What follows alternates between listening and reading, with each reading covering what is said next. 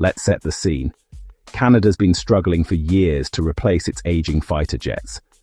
Suddenly, Swedish aerospace giant Saab makes a jaw-dropping offer.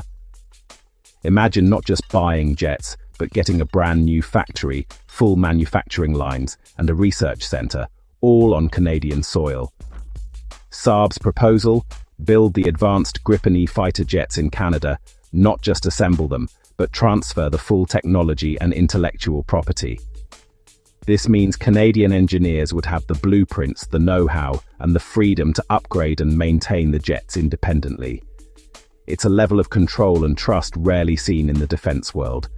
And there's more. Saab is throwing in their Global Eye surveillance aircraft, some of the most advanced in the world.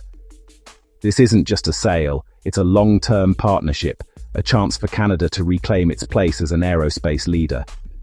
The offer was backed by a high-profile Swedish delegation, including King Carl XVI Gustaf and Queen Sylvia, who signed a strategic defense partnership in Ottawa.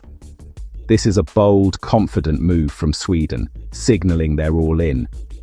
For Canada, it's not just about jets, it's about building a legacy. The decision now sits with Ottawa: stick with the status quo, or leap into a new era of industrial independence. The stakes: nothing less than the future of Canadian aerospace. It's a once-in-a-generation opportunity. The world is watching. What will Canada do? Let's talk jobs. Thousands of them. Saab's plan could create up to 10,000 high-skill, high-paying positions, plus 3,000 more with the Global Eye. The key partner? Bombardier, a Canadian icon ready for a comeback. Saab and Bombardier already collaborate on the Global Eye, so building Gripens together is a logical next step. This deal could inject billions into the economy and revive Canada's aerospace sector, from small suppliers to major universities. It's not just about assembling planes, it's about rebuilding an entire ecosystem.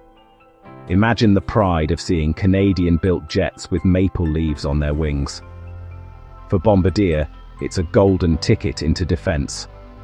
For workers, it's stability and purpose. This isn't just an industrial plan, it's a nation-building project. The ripple effects would be felt for generations. Canada has a chance to become a true aerospace powerhouse again. With Saab's offer on the table, you'd think Ottawa would celebrate. But there's a catch: the F-35. Canada already agreed to buy 88 F-35s for $19 billion, but political and economic tensions, especially with a protectionist US, have put most of the deal under review. The F-35 is a technological marvel, favored by military brass for its stealth and NATO compatibility. But it comes with strings: no Canadian manufacturing, limited industrial benefits, and total US control over upgrades and maintenance. That dependency makes Ottawa nervous. The review opened the door for Saab's game-changing proposal. Now, Canada faces a profound choice: stick with the expensive, restrictive F-35, or seize the opportunity for independence and economic revival. The debate is fierce. The future hangs in the balance. Let's compare the contenders. The F-35, stealthy, packed with sensors and the gold standard for NATO missions, but expensive to buy and maintain, and always under US control. The Gripen E, agile, rugged, and equipped with world-class electronic warfare. It's not as stealthy, but it can operate from rough runways and be serviced quickly by small crews. The real difference? Sovereignty. With the F-35, Canada is a subscriber. Upgrades and data flow through the US. With the Gripen, Canada gets the keys, full control over software, upgrades, and weapons integration. Cost matters too. The Gripen is cheaper to buy and operate, saving billions over decades. The choice: ultimate performance with dependency, or smart capability with independence. It's a classic dilemma. What matters more, cutting-edge stealth or national control and economic benefit? The answer will define Canada's defense for a generation.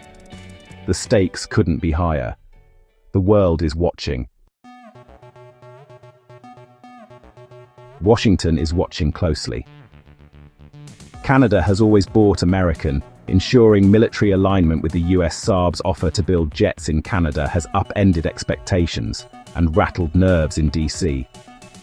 The Trump administration is pressuring Ottawa, warning of possible tariffs or other retaliation if Canada ditches the F-35.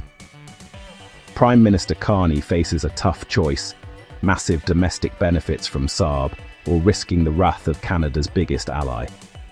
The US can't match Saab's industrial offer. Lockheed Martin won't build F-35s in Canada.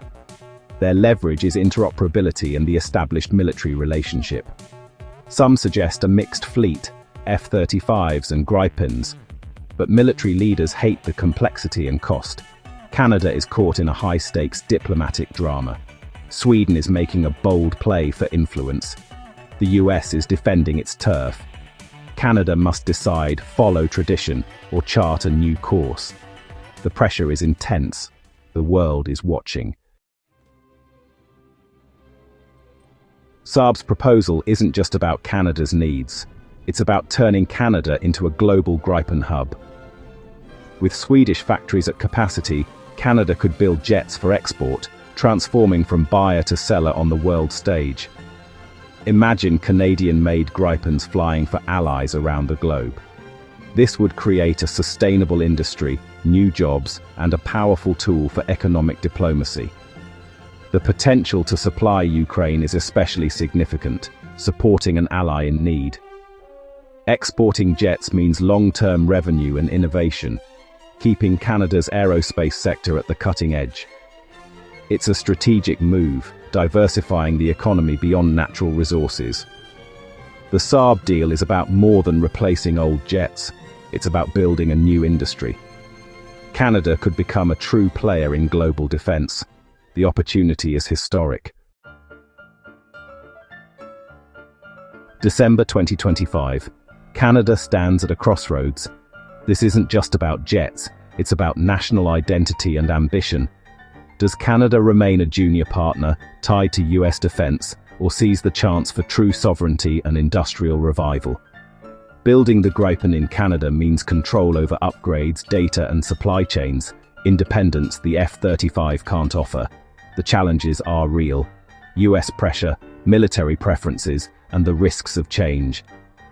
But the rewards? A revitalized industry, thousands of jobs, new exports, and a future defined by Canadian innovation. It's a test of ambition: play it safe or take a bold leap. Sometimes the biggest risks bring the greatest rewards. By building its own fighters, Canada could secure its skies and redefine its place in the world. The world is watching. The choice is Canada's to make.